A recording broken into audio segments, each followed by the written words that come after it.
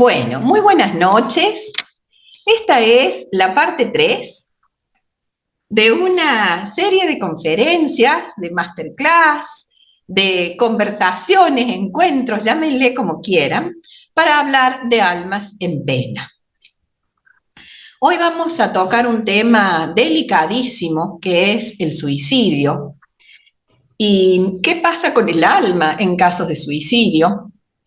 Porque si ustedes se fijan, observan, lo que nosotros hemos estado conversando en estos ciclos, lo que hemos estado tocando, es en realidad la bioenergética del alma.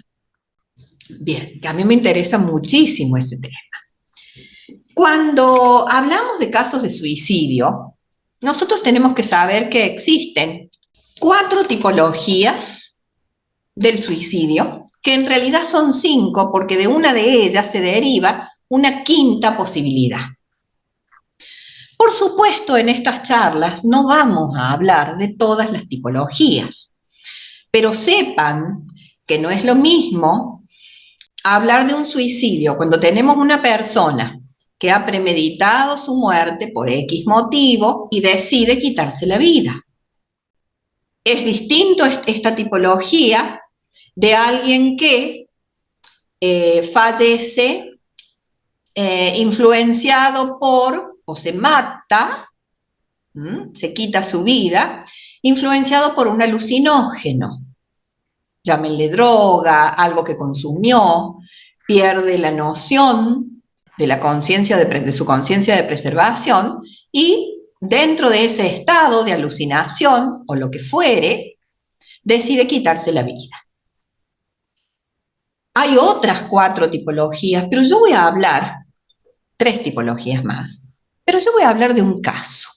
A mí me encanta hablar de casos porque los casos son las cosas que les quedan, de las cuales ustedes se van a acordar y de las cuales es posible sacar mucha información.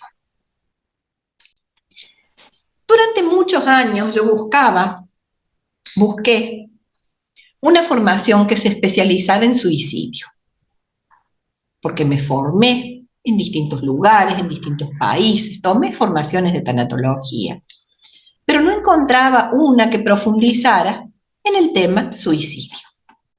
Entonces me desesperaba buscando datos científicos, serios, confiables, creíbles, y encuentro un libro del doctor Cabuli. Ustedes saben que los libros de Cabuli, quienes han hecho la formación conmigo, los libros del doctor Cabuli es un médico argentino que en este momento reside en España, especialista en regresiones a vidas pasadas. Tiene mucha información acerca del alma. Y él tiene un estilo de trabajo que es realizar la regresión, desgravar todo lo que se dijo en esa regresión y luego analizarlo en base de sus teorías, de sus estudios. Entonces, tiene una casuística impresionante, abordada de un modo absolutamente impecable y epistemológico, y por eso me gusta este señor. Entonces, leyendo un libro de él, encuentro algo sobre el suicidio. Y él decía una cosa muy llamativa. No les voy a contar lo que él decía. Les voy a contar después. Entonces, contenta, mi pareja en ese momento sabía de esto. Entonces voy corriendo y le digo, mira, encontré lo que tanto había estado buscando acerca del suicidio. No puedo creer que haya encontrado un dato tan claro, tan preciso. Tanto lo busqué y era esto. Ahora sé por dónde profundizar. Estaba feliz. Y él me dice, para. Antes que me leas, yo quiero contarte lo que me pasó a mí con un amigo que se suicidó, porque no quiero que pienses que yo te estoy sacando un relato de esto que vos me decís. Bueno, perfecto, me encantó esa forma es la mía, así que me encantó.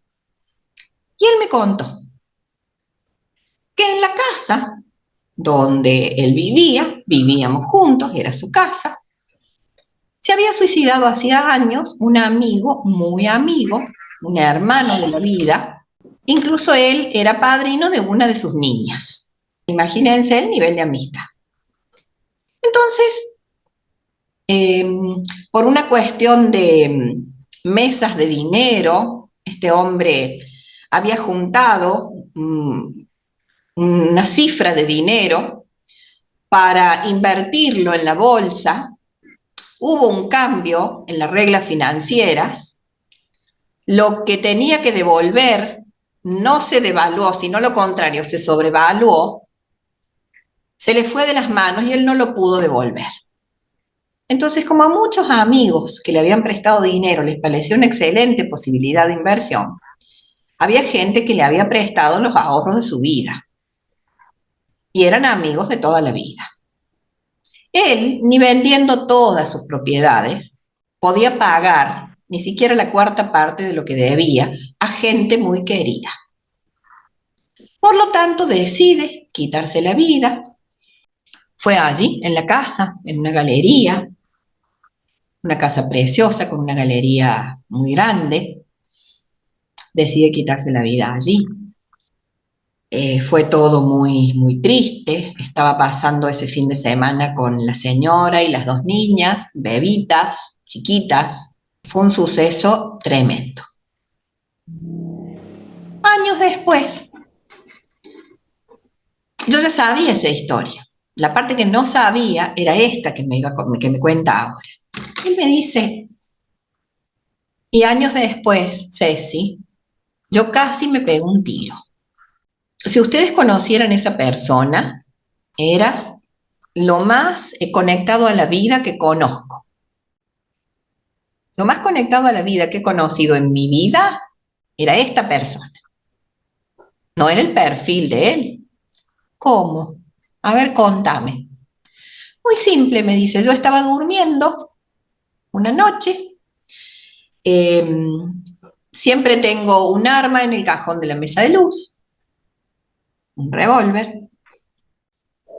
Y me desperté en pleno invierno, en pijama, muerto de frío, en el medio de la noche, sentado en un banco de piedra que está frente a donde los 4 hermanos de él habían decidido enterrar las cenizas de su padre y de su madre, que había sido una pareja hermosa, y como la casa tenía un parque de 4 hectáreas, un lugar gigante, precioso, ellos decidieron entre todos los hermanos que las cenizas queden allí, porque ese lugar a los padres les gustaba mucho y habían vivido toda su vida allí. Esa casa le queda a mi expareja, él compra las partes de sus hermanos y vive allí. Una paz hermosa en esa casa. Y él me relata que se despierta en la noche, apuntándose la cabeza, y que escucha la voz de la mamá, que estaba ahí muy cerquita, frente a ese banco donde él estaba sentado, que era donde siempre sus padres se sentaban a tomar mate juntos.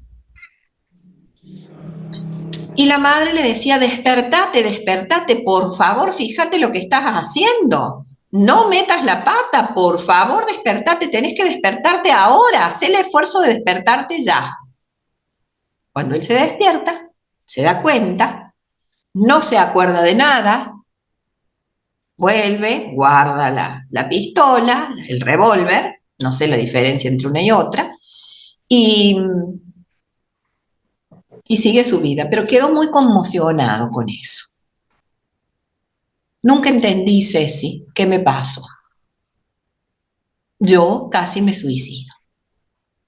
Y en mi cabeza no está esa idea, ni remotamente esa idea. Bueno, le digo, ahora te voy a contar lo que dice el doctor Kabuli, tomado de las regresiones en consultorio. Él los hace regresar al momento de una vida anterior y en esa vida anterior va hasta el momento de la muerte. Entonces, una vida anterior, otra vida, los va llevando a lo largo de la terapia de regresión. Y un paciente en un momento le cuenta que se había suicidado, pero lo que él sentía era que no se había ido del todo, porque él había decidido irse de este mundo porque no podía soportar la presión de lo que le esperaba hacer en este mundo. Muy similar al caso que me relataba mi esposo, ¿no? Pero que le decía este ser al doctor Cowley, pero que él sentía como alma, este ser estaba en regresión y relataba sus vidas pasadas al momento de la muerte, incluso posterior a la muerte física, que él sentía que no, que él escuchaba todo, él sentía que no se había muerto, porque seguía allí, escuchaba, estaba en contacto con las personas con las que estuvo el último día, permanecía en el lugar, empiecen a anotar datos, en el lugar, permanecía en el lugar donde se suicidó. Y él, lo que se le ocurría hacer en ese estado de confusión era subirse al aura de alguien que tuviera una frecuencia de vibración afín, eran muy amigos, eran muy afines con mi esposo, con mi expareja, y se pegó a su energía.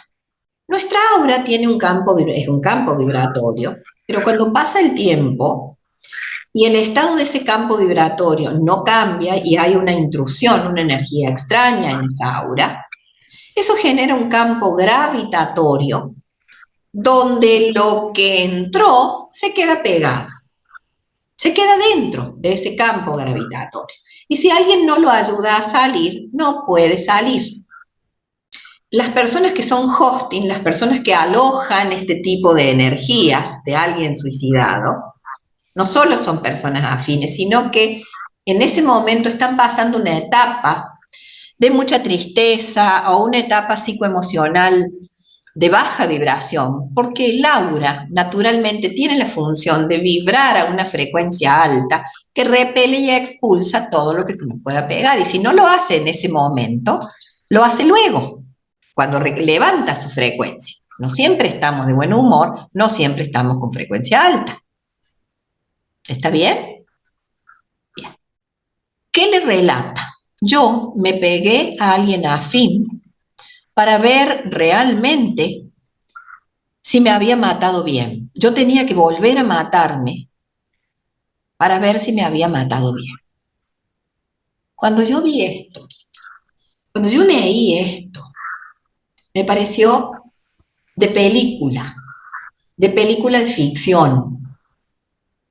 Es una cosa que uno no termina de creer, pero cuando lo digiere, lo traga, lo analiza, te das cuenta que es real y hay evidencia científica, ya les voy a decir dónde pueden comprobarlo, porque hay estudios estadísticos que se han hecho en Estados Unidos, es de otro libro, no del que ya mencioné la vez pasada. Rosa, te dejé el libro de la conexión con fallecidos a través de los sueños. El título del libro lo dejé en un comentario del video de YouTube, Almas en Pena, parte 2. Míralo allí, ahí lo vas a encontrar. Bien, que yo lo había prometido en el video anterior. Muy bien. Entonces, fíjense, ¿no? Me metí dentro del aura de alguien, empecé a convivir dentro de su aura, que tiene un campo emocional, que tiene un campo psíquico y un campo espiritual propio. Eso generó un campo gravitatorio que lo ayudó a permanecer ahí sin ser expulsado. Y su psiquis empezó a interactuar con la psiquis de aquel que lo alojó energéticamente. Su emocionalidad lo mismo y su espiritualidad lo mismo. Mal, porque un cuerpo y un aura está diseñado para contener una sola alma, la de ese ser, no dos. Recuerden a lo que llamábamos alma. Está bien explicado en el video 1. Bien. Ok. Eso decía Cavuli en su libro. El libro se llama Las terapias de la posesión espiritual, para quien le interese. Es un libro que se consigue y es uno de sus 6 o 7 libros, que son una joya, son impecables a nivel técnico. Muy bien. Por supuesto, yo, muy sorprendida, le dije, bueno, mira, vamos a hacer una elevación de almas, entonces, porque a esto hay que solucionar. No pudimos hacerlo ese fin de semana, tampoco el otro, y no pasó mucho tiempo, porque acuérdense lo que les dije, que cuando uno se conecta con esta información de algún modo, esto facilita la conexión con seres que no se han elevado, con almas en pena. No pasó mucho tiempo hasta que yo una noche, dándome una ducha, casi me muero porque veo en la ventana la cara de un hombre. Un patio enorme, 4 perros abajo de la ventana del baño, los perros no ladraron, y yo a los gritos, llamando a mi pareja, hay un hombre en la ventana, salí, por favor, fíjate, cuidado porque está en el parque, fíjate. Y él se me reía, no es nadie, quédate tranquila, yo ya sé quién es, los perros no han ladrado, yo ya sé quién es. Y me dice, es tal. Era así su cara, su piel, su color de ojos, su cara angulosa, su color de pelo. ¿Era así? Sí, exacto, era lo que yo había visto. Bien. Se hizo un trabajo de elevación de almas allí, esperé el día, lo hicimos entre 3 personas, 3 habitantes de la casa, y esa alma aparentemente se elevó porque él dejó de percibir sensaciones, humitos que pasaban como si fuesen humitos, sombras, y la sensación permanente de que había alguien más allí. Por supuesto, le pedimos una novena y todo se tranquilizó. ¿Sí? Bien. Hay un libro que se llama Este dolor no es mío, donde se relata, después comuníquense por privado, les voy a, porque es muy largo el audiolibro, les voy a pasar exactamente el minuto donde se relata esto para que lo puedan constatar, está gratuito en YouTube. Allí se relata cómo en ciertos pueblos de culturas originarias en Estados Unidos había olas de suicidios. Y él lo atribuye siempre a, como en esos lugares, ese grupo étnico, no era reconocido, no era incorporado a la sociedad estadounidense, no había oportunidades para esos jóvenes, ellos tomaban la decisión de quitarse la vida porque no encontraban sentido a su existencia, no tenían lugar en esta vida, en esta existencia. Perfecto. Uno de ellos puede haber decidido quitarse la vida, pero ¿cuántos de los demás sufren esta influencia? Se da mucho en grupos etarios. Hay suicidios adolescentes en pueblos, en ciudades, donde se suicida uno, luego al poquito tiempo se suicida un compañerito de colegio, luego alguien de la misma edad que no van al mismo colegio, pero sí fueron juntos a la primaria, luego otro más. Hay muchas teorías con respecto a esto. Sucede en zonas donde hay montaña, donde hay mucha carga mineral, de cierto tipo de minerales que emiten radioactividad, radiación. Eso influye cerebralmente y altera, porque es una influencia permanente de alguien que vive en el lugar. Hay muchas teorías que tratan de explicar el porqué de suicidios seguidos en un lugar, en un pueblo, en una ciudad pequeña, y generalmente los grupos etarios son el mismo. Entonces, es como si esta almita buscara, por frecuencia de vibración similar, alguien que tenga una energía con un rango de frecuencia afín. ¿Se entiende? Bien. Entonces, tengan en cuenta esto. Para casos de suicidio donde la persona no entre dentro del perfil de alguien que se suicida y no fue un accidente. ¿Y cómo accionar allí? ¿Qué hay que hacer? Hay que investigar y buscar cuál fue el primero y hacer una elevación. Y luego, quiénes lo siguieron y hacer una elevación de cada uno de ellos. Es ir hacia atrás. ¿Quién antes? ¿Y quién antes? ¿Y quién antes? Porque este es un dato espeluznante, mente, comprobado, sucede. Entonces, tengan en cuenta esto. Hay que elevar, hay que aprender a elevar. En este momento es súper necesario, capacítense con los cursos que se proponen desde mi instituto. No conozco otro lugar que los proponga. En una constelación, en un trabajo de biodecodificación transgeneracional, donde se trabaje con movimientos sistémicos. La constelación no es la única técnica que trabaja con movimientos sistémicos. Es la más conocida, pero no es la única. Se puede solucionar esto abriendo un portal en grupo para elevar a esta alma que puede estar en pena,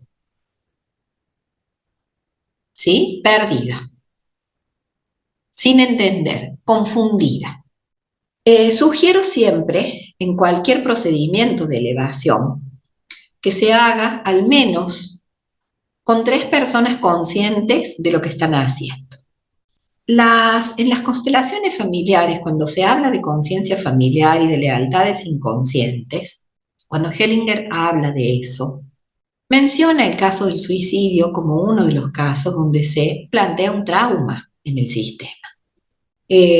Para mí lo novedoso en todo esto es que a través de mi experiencia en el trabajo con elevación de almas de personas que se han suicidado y haciendo este destejer hacia atrás, ¿quién estuvo antes? ¿Quién fue primero? ¿Qué dicen los diarios? ¿Cuál fue la noticia anterior? Y preguntar, e investigar en el pueblo, entre los conocidos, ¿qué se sabe? Desde la sistémica de Bert Hellinger, se dice que quien se suicida, en un enorme porcentaje lo hace siguiendo a alguien. ¿Sí? En mi experiencia, no lo hace siguiendo a alguien solamente del sistema familiar. Hay muchísimos casos, la mayoría de los que yo he trabajado, cuando he hecho biodecodificación transgeneracional, o sea, accionando sobre el sistema familiar, el problema no estaba en el sistema familiar, sino fuera del sistema, porque son influencias del tipo que relaté en el caso que les acabo de contar. ¿Sí? Bien.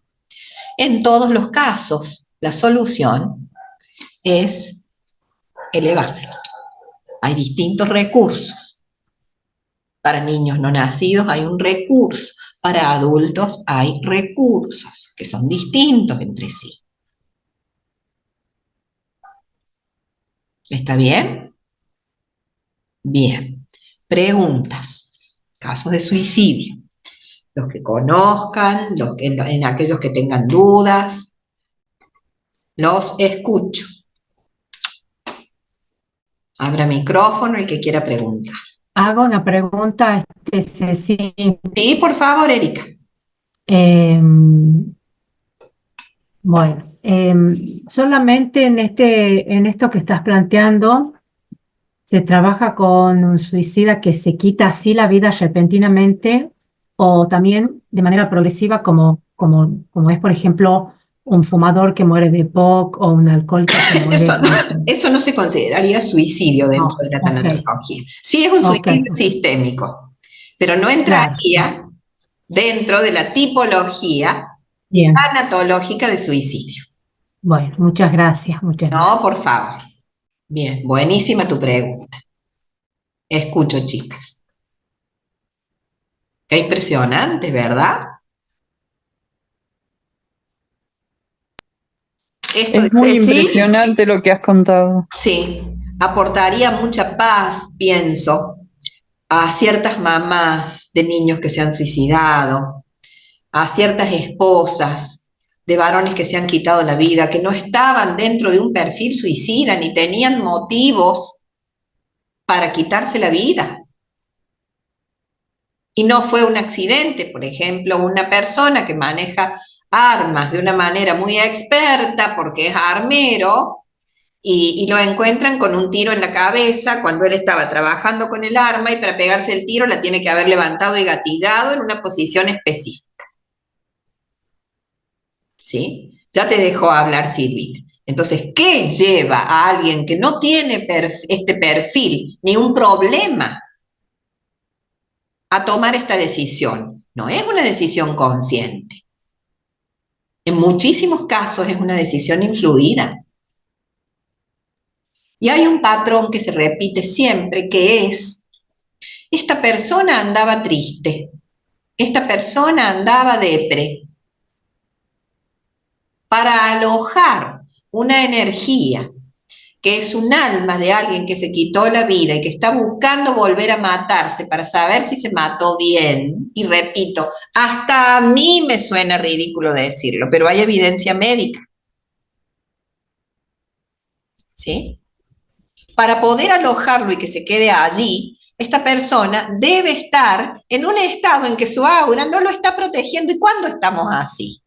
Cuando estamos enfermos durante un tiempo, cuando estamos pasando un momento de tristeza o de preocupación, nuestro sistema inmunológico está bajo, nuestra aura no nos está protegiendo.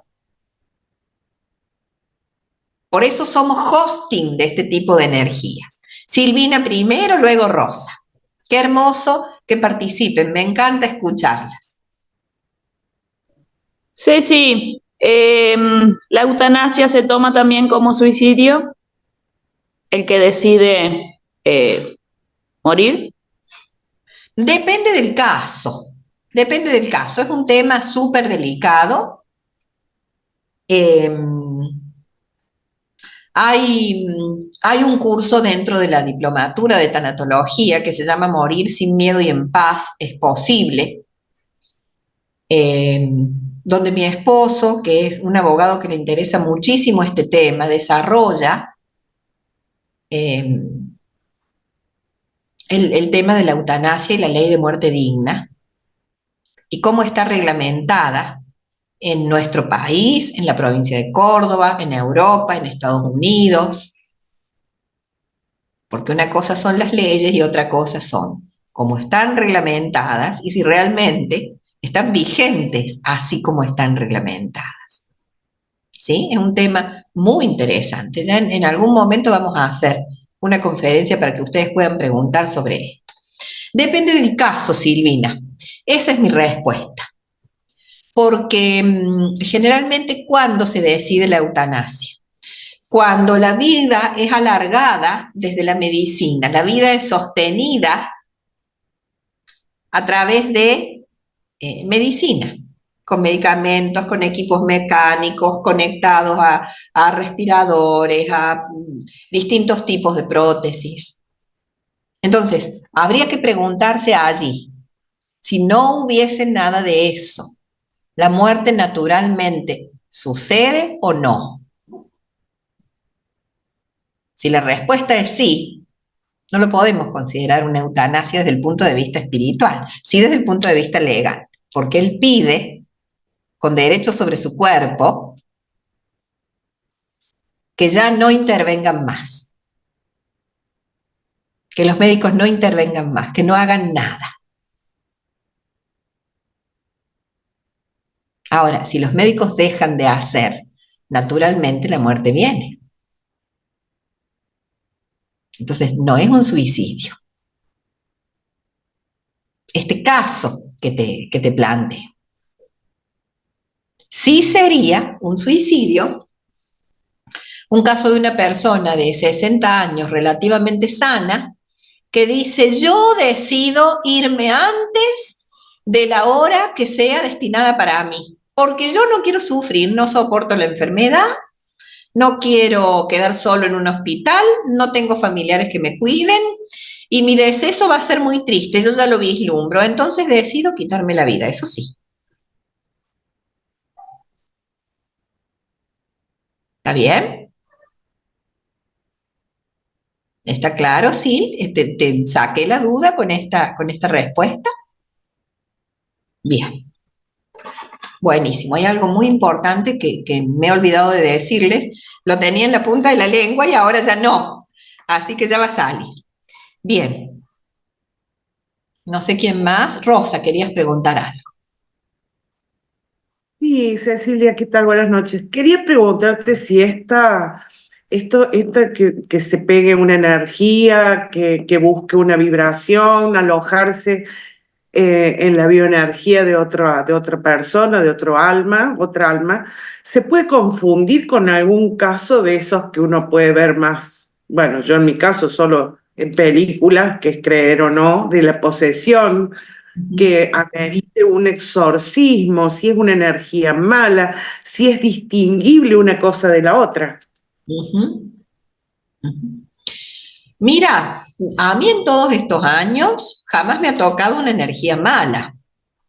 Sí me han tocado almas en pena que se hacen escuchar de distintos modos para ser elevadas, para que alguien se dé cuenta de lo que está pasando y las eleve. Eso es lo que a mí me ha tocado.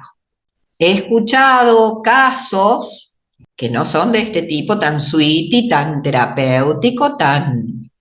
Yo no he tenido esa experiencia, así que no puedo hablar de una experiencia que no he tenido, ¿sí? Generalmente, en el 98% de los casos, son seres que están con mucho sufrimiento, confundidos, detectando que este no es el lugar en el que deben estar. Ellos no saben que hay otro lugar, pero sí se manifiestan de distintos modos para ser elevados. Eso sí. Y cuando logras elevarlos, a veces conversando, incluso yo siempre uso, lo he dicho en el video anterior, yo siempre uso un péndulo. Eh, Ellos captan vibraciones y escuchan, entienden frases simples, y lo que queda una vez que uno logró la elevación es una paz tremenda, increíble en ese lugar. ¿Sí? La energía cambia, todo cambia luego de que uno hace esta elevación.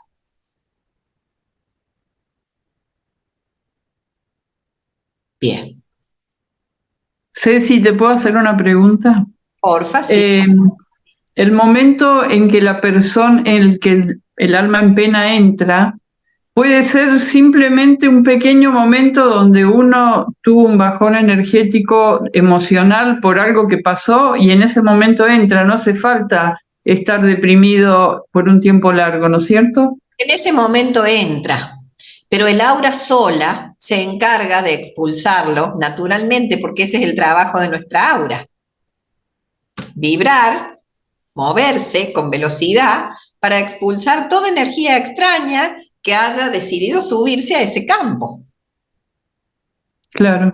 Y digo decidido porque tienen psiquis propia y se adhieren. Entonces, entran en un momento de bajón, pero no se quedan si nosotros no continuamos con ese momento de bajón. Ahí está, y cuando entra, vos vas sintiendo esa interferencia, ¿no es cierto? No se ¿Te vas siente dando al cuenta? principio, no se siente, ¿No? no se siente al principio. Y tienen influencia Pero sí podés fuerte. notar actitudes raras en uno, y eso te Actitudes puede raras en llevar a uno pensar con el paso del tiempo. Con el con el paso del paso del tiempo, tiempo. sí.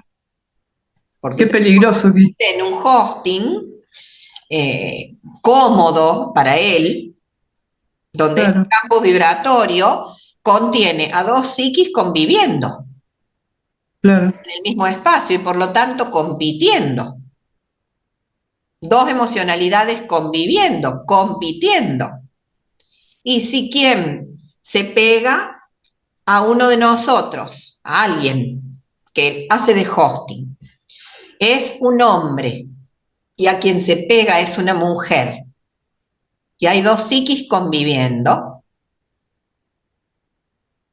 las preferencias, que son cuestiones de mente, van a estar influidas.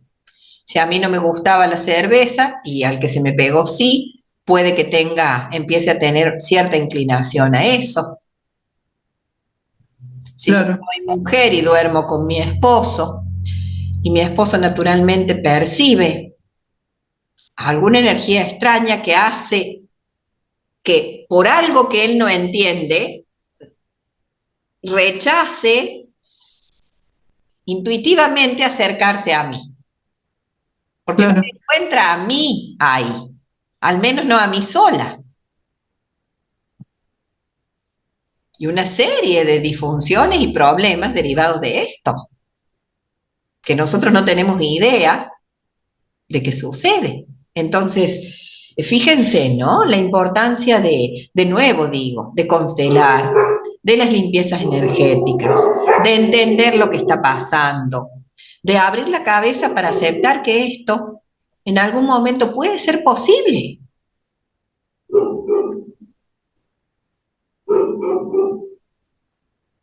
¿Sí? claro, hay que estar atento. Hay que estar atento. Y una de las cosas que más despolarizan el aura, para que mi aura, por más que yo levante mi estado de ánimo, me defienda de este tipo de cosas, es la medicación. La medicación Claro, constante y excesiva corta nuestra conexión con nuestro verdadero ser. son personas factibles de poseer, digamos. Claro. De ser hosting, pero cualquier persona es factible de ser hosting. ¿Sí? Bien. Un comentario, Ceci. Yo tuve la oportunidad de sanar junto con un grupo de gente a una persona que terminó teniendo, nos dimos cuenta que tenía una posesión, pero de un ser oscuro, muy oscuro. Y no es igual que esto, porque fue parecido como el exorcista, de bien que le estábamos sanando, se sentó y dijo una voz masculina, no me van a sacar de este cuerpo, pero una voz masculina, tétrica, y no me parecía un alma en pena, Bien. me Gracias parecía a que Dios de no me ha pena no tocado tenía nunca nada. un caso como ese. No me ha tocado nunca. Bueno, a mí me tocó. Bien. Bien. Yo creo que se distinguen bien, bien No te clarito. puedo decir. Lo que sí, el capítulo de terapias de la posesión espiritual empieza con una narración muy fuerte del doctor Kabuli, donde alguien le dice que es Lucifer. ¿Sí? Ajá, En realidad, cuando el doctor Kabuli empieza a investigar, es un alma absolutamente confundida, con mucho pánico de que nadie la pueda ayudar y que aceptó ser elevada de una forma mucho más tranquila de lo que cualquiera hubiese esperado. ¿Sí? Entonces, ¿qué sentido podría tener esto? En ese lugar que hace de hosting, ellos están cómodos en muchos casos. ¿Sí? Y si yo me muestro tranquilito, suavecito, buenito, me van a desalojar más fácil. En cambio, si los asusto, es muy probable que no se animen. ¿Sí? Recuerden que las almas se manejan en un estadio de conciencia a este nivel cuando están atrapadas en un plano que no es el que les corresponde. No tienen cerebro físico, no piensan en los términos de análisis intelectual que suceden cuando uno tiene un cerebro, que se produce cuando uno tiene un cerebro funcionando dentro de un cuerpo. ¿Sí? Hasta ahora son energía. Bien, entonces están, si bien tienen psiquis propia, ¿no? No llegan a usar completamente el cerebro que su hosting sí usa, el suyo. Entonces se manejan en términos de mucha inocencia. Esto de tengo que volver a matarme porque no sé si me maté bien, habla de mucha inocencia, de un estadio donde hay mucha vulnerabilidad poca herramienta para accionar asertivamente y ellos hacen lo que pueden. Entonces, desde ese punto de vista hay que perder el miedo y hay que ayudar. ¿Está bien? Hay técnicas donde uno puede conversar a través de un péndulo con estos seres y ellos van respondiendo. Si te están entendiendo, si tienen miedo de ser elevados. Por supuesto, el péndulo se mueve para responderte preguntas de sí o no, pero vos encauzás las preguntas. Por ejemplo, ¿no crees en esto que te estoy diciendo? Sí, te dicen, no creo. ¿Aceptás que te dé más información para que entiendas un poquito más? Sí. ¿Ahora vas entendiendo? Sí. Cosas como esas. Pero es un mundo donde uno dice, pero ¿esto es real? ¿Esto es verdad? ¿No? En una constelación, estas almitas, a través de un representante, se manifiestan. Se manifiestan paradas al lado de la persona, no en el suelo, tirada, con posición de alguien que, algún ancestro fallecido, no, al lado de la persona paradita. ¿Sí? Cecilia, esto podría llegar a, si no se detecta como esto, como una energía o este tipo de posesión, podría llegar a generar alguna patología que se crea, bueno, psicológicamente una bipolaridad, una Sí, persona que se le exacto. No me confunda gusta la con... palabra posesión, pero si se extiende en el tiempo, se puede desarrollar algo así como eso. Claro, claro. Incluso muchos casos de cambios en la esfera sexual. Eso el doctor Cabuli lo relata en sus libros. Ujú.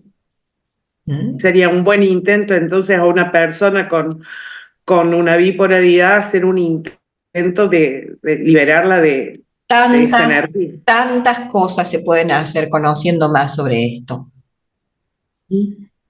porque en realidad muchas almas accionan, muchas personas accionan sin ser ellas, Claro, claro. Bien, gracias. no lo saben. Y Ujú. generalmente, cuando uno es hosting de una, y este campo vibratorio recepta porque tu aura no te defiende, no repele, sos hosting de muchas más. Ujú. ¿Mm? A veces Claro. no es una sola, aquello con lo que cargas. Imagínate que por supuesto es posible una bipolaridad. Ahora, yo no puedo decir, yo no soy médica, esto es causa de una bipolaridad, pero hay registros de médicos que sí lo dicen y lo nombran como una de las causas Ujú. o una de las Bien. influencias, una influencia importante que puede tener otra causa, pero esta es una influencia importante en un caso de bipolaridad, por ejemplo. Claro. Bien, Y gracias. claro que debería investigarse, pero miren cómo de nuevo volvemos al inicio, almas en pena, almas que no se han Sí. ido de este plano, no se han elevado hacia la luz y han quedado atrapadas en un lugar que no es para ellos. A donde deben ir no pasaron y están acá sin un cuerpo. Necesariamente tienen que buscar dónde resguardarse. ¿Sí? Patri, hola Patri, qué gusto. ¿Cómo andas, Ceci? Buenas noches, chicas. Una pregunta. Bueno, te cuento que estoy acá con mi mamá, estamos escuchando esto. Bueno, Hola señora, buenas noches. el hecho de que la decisión de quitarse la vida haya sido voluntaria, estamos hablando de suicidios pensados, ¿puede ser un interruptor para el pase al otro lado, digamos, para que lleguen a destino? ¿Puede ser lo que me refiero? Gracias por la pregunta, porque era el dato que me estaba faltando y yo no me acordaba, no me estaba acordando de este dato, que es importantísimo para cerrar esto. Es uno de los datos más importantes de la noche. Cuando nosotros tenemos, eh, cuando nosotros nacemos, venimos con un destino. Venimos ya con un destino prefijado, ¿no? Vamos a vivir tantos días, tantas horas. ¿Qué es esto del destino? ¿De dónde sale esto del destino? Una curiosidad, en una carta natal, vos podés ver exactamente el día de tu muerte. No sé qué tipo de astrología, si es astrología cabalística, si es astrología kármica, no lo sé, pero sé que se puede ver. Está en tu destino. Los griegos dicen que el destino está regido por dioses del destino. Los griegos dicen que la vida y el destino está regido por sus dioses. Y desde la mitología griega, que es distinta a la romana, es distinta a la egipcia, pero tiene muchas similitudes, desde la mitología griega, quien rige nuestro destino, los hilos de la vida, son 3 hilanderas llamadas las Moiras. ¿Han escuchado hablar de las Moiras? ¿Mm? Ellas, fíjense de qué dioses son hijas. De la diosa Tánatos, la diosa de los finales, de las terminaciones, y el dios Cronos. Son dioses de baja categoría. Pero hasta los dioses de más alta categoría tienen que someterse a su influencia y a su poder. Los finales y el tiempo. Tánatos, Cronos. Esta parejita impresionante tuvo 3 hijas, hijas de Tánatos y Cronos, el dios del tiempo. Estas 3 hijas se dedicaron a hilar, son 3 hilanderas. Una de ellas, en su hilar, en su hilado, en su rueca, donde se hilan los hilos de la vida, ella va poniendo los tonos. ¿Qué tonalidad tiene tu vida? ¿Tiene tonos rosas? ¿Tiene tonos claros? ¿Predominan los tonos oscuros? ¿Sí? Otra de las hilanderas determina con su hilado, el hilado es la vida, los hilos de la vida, ¿qué te toca? ¿Qué sucesos te tocan transitar? ¿Sí? Y la tercera hilandera, que es la más difícil de influir, la más difícil de convencer, a aquella que no se le puede decir nada ni pedir nada, porque es incorruptible, no se puede negociar con ella, es la más parca de las 3, es la que decide cuándo se corta ese hilo. Las 3 son parcas, pero quien lo corta es la más parca de todas, ¿sí? Cuando una persona toma la decisión de suicidarse y lo hace conscientemente, lo hace con un objetivo. Cuando se toma la decisión de suicidarse, se lo hace porque no se resiste una presión que en esta vida está sucediendo. Yo no sé cómo manejar esto me hace daño, no le encuentro salida, no lo puedo manejar, no sé cómo resolverlo, me voy, ¿sí?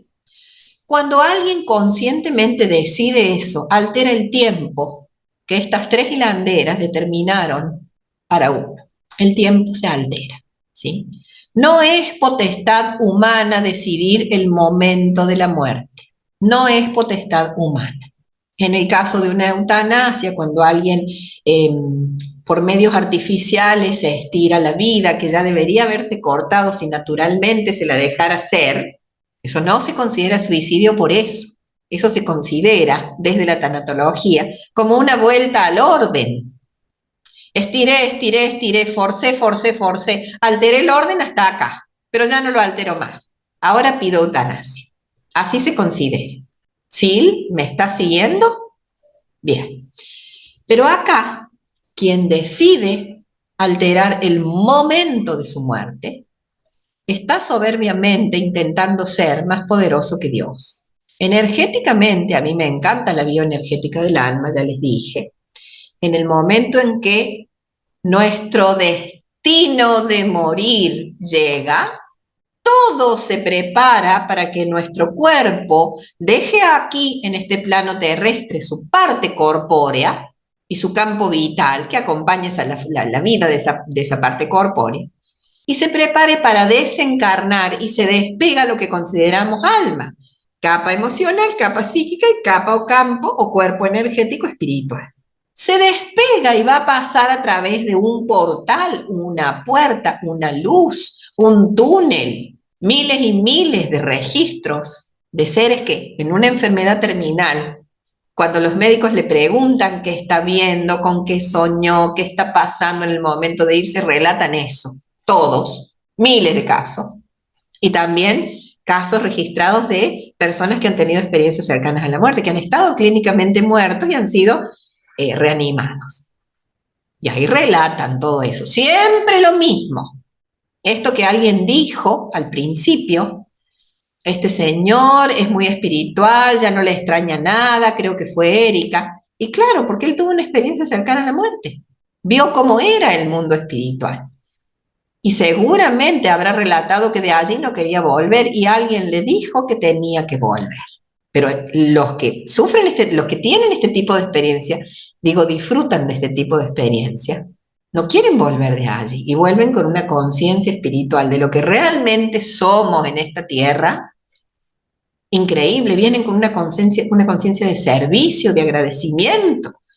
Bien, quienes alteran este tiempo, por supuesto, no se encuentran con ningún portal, porque no hay portal. El portal se va a abrir cuando sea el momento destinado a que su cuerpo físico desencarne, que no lo decide él. Por eso en la antigüedad, chicas, y no hace tanto tampoco, cuando en una familia había un suicidado, con esta tipología de suicidio decidió matarse, con esta tipología, no estamos hablando de las otras, es un campo muy amplio, muy delicado, ¿sí? Ese suicidio, familiarmente hablando, no nos pone orgullosos, nos da vergüenza. El hombre nace, el ser humano nace con una conciencia de lo que está bien y lo que está mal. Tiene conciencia de sí, como dice Bourdieu. Es la conciencia de sí. Yo en mi supraconciencia sé cuando hice mal y cuando hice bien. Y hay un ruidito dentro mío cuando hice las cosas mal o no tomé una buena decisión. Y hay una paz tremenda, una tranquilidad hermosa cuando sí lo hice. ¿Sí? Eso sucede en todos nosotros. Entonces, a nosotros, parientes de un suicidado, es como que, al menos es lo que yo he notado y es lo que se relata también en la casuística de suicidio, no se quiere hablar del tema, no se quiere contar lo que pasó. No es lo mismo que relatar una enfermedad terminal. Sufrió mucho, la pasó mal, hace 6 meses que está, ahora va a tener más alivio, porque su cuerpo deja de sufrir, realmente es así. Pero se relata, se comparte. El suicidio en la mayoría de los casos no se comparte la forma. Y si nos enteramos que fue suicidio la forma en que murió, tratamos de no preguntar cómo para no incomodar. ¿Por qué eso? En ciertas religiones, quienes mueren suicidados los mandan a un sector especial del cementerio. No está con el resto de las personas que están enterradas ahí. No tiene derecho, perdió el derecho, consideran ellos, cuando se sintió más poderoso que Dios. Temita fino, porque está muy relacionado con la muerte digna y su ley, ¿no? Ya nos vamos metiendo en temas muy finitos.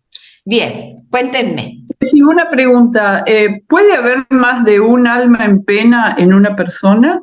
Sí, claro, es lo que te acabo de comentar, sí. Generalmente cuando somos hosting, durante un tiempo de alguien así, y se empiezan a observar comportamientos extraños en la persona, distintos a los habituales al menos, es muy posible que se deba a la presencia de almas perdidas dentro de su campo gravitatorio. Almas perdidas, que puede haber empezado siendo la de un conocido, querido, familiar o no, pero querido, y luego otra cosa. O directamente fue influenciado desde el principio por alguien que no era un familiar ni querido, sino afín a nivel energético. De la misma edad, del mismo grupito del club, como pasa con los suicidios adolescentes, por los cuales me llaman mucho de distintos pueblos de Argentina, de distintas ciudades pequeñas. Siempre con la misma tipología. Cuando yo pregunto, ¿se suicidó alguien antes? Sí, 2 más. Uno hizo la comunión con él y el otro jugaba al básquet en otro club, pero competían, se conocían. Y por supuesto hay más antes, que es lo que yo siempre pido: investiguen, vayan atrás, pregunten, vayan a la familia de ese que fue el primero, hubo dos antes, el primero de esos dos. Vayan a ver la familia y pregúntenle si conocían a alguien que antes de ese también se quitó la vida. Y sí, y encuentran que sí. ¿Sí? Bien. Chicas, vamos a ir cerrando. Ha sido el video más largo. Yo no sé cómo van a hacer para verlo a esto cuando lo quieran ver. Se van a dormir seguramente. Bueno, vamos dejando aquí. Díganme si tienen alguna última pregunta. Sí, entonces para cerrar, Sí. se hace la elevación, una novena, así es, como cualquier Esa es otra una alma, forma. ¿verdad? Una novena Ajá. para los difuntos, sí, esa es una Ok, forma. La novena bien. para los difuntos requiere que vos tengas el nombre de la persona. Sí, si no, no Ajá. podés pedir una novena para esa persona. Cuando vas a Eso. pedir una novena, te va a Sí, decir, perfecto, ¿para quién? sí. ¿Sí? Y Bien, ahí, muchas gracias. bueno, si no se puede, no existe la posibilidad de hacer una novena, hay otros recursos que se pueden implementar. Y todo se puede aprender. Claro, Por eso a mí porque me encanta invitarlas, yo las invito a mis cursos, porque se aprende todo ahí para accionar. porque a lo mejor si yo no le sé el nombre, pero puedo decir, por ejemplo, que sea el hijo o la hija de una amiga, puedo decir el hijo de, y pongo el nombre de mi amiga y también siento que como que es válido. Es validísimo. Bueno, perfecto, Pon gracias. el nombre del padre y de la madre. Ok, Meta, De gracias. ser hijo de tal y tal. Ok, bien, Incluso, si quieres más precisiones, nieto de tal, tal y tal y tal. ok, gracias. Esa es una forma súper precisa. Bien, No lo estás nombrando, pero estás describiendo el lugar exacto a nivel sistémico. bien. Hijo de tal, es valiosísimo eso. Bien.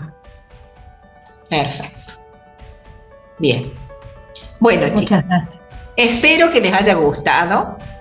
He querido hacer estos 3 ciclos, lo he hecho en 3 partes como para dejar un panorama general de las posibilidades. Siempre nos quedamos cortas, necesitaríamos 15 vivos más. ¿Sí? A mí me encantaría que nos sigamos juntando a conversar de casos. Entonces, ustedes planteen, comenten si tienen casos para preguntar, casos para plantear, y podemos hacer un ping-pong de preguntas y respuestas de tanatología, que luego son cosas muy útiles que quedan guardadas en YouTube y que la gente las puede aprovechar. ¿Sí? Que ese es el sentido, gracias a Dios. Pongan me gusta en el video, comenten, compartan. El comentario ayuda a la difusión, hace que YouTube se entere que este video es visto y lo difunda, lo ponga en la colita de otros videos, y eso ayuda muchísimo a que esto se expanda. ¿Sí? Muy bien. Les dejo un beso súper grande y gracias siempre por estar del otro lado. Siempre digo lo mismo. Gracias. Gracias, Cecilia. Gracias. Adiós. Chao, queridas. Buenas noches. Chao, gracias. Chao, queridas.